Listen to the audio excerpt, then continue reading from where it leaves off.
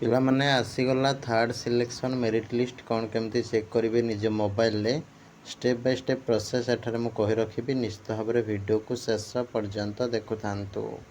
नमस्कार दोस्तों, इस वीडियो को लाइक करें, हमारे चैनल को सब्सक्राइब करें, इस घंटी के आइकन को दबाएं, ऑल सेलेक्ट करें हमारी सभी वीडियो सबसे पहले देखने के लिए।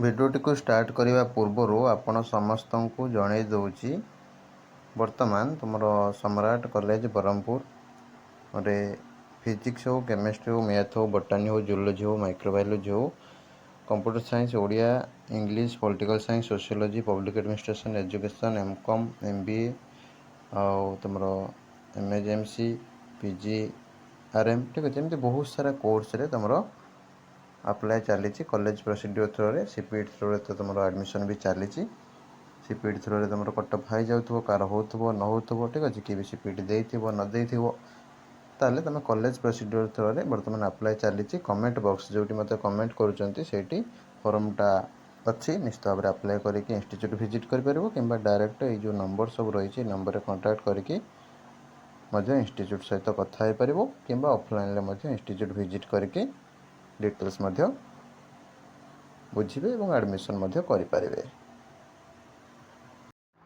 पिला माने कमेंट बॉक्स रे थिबा जोटी मते कमेंट करूचंती सेठी गोटे लिंक अच्छी से लिंक रे क्लिक करेंगे।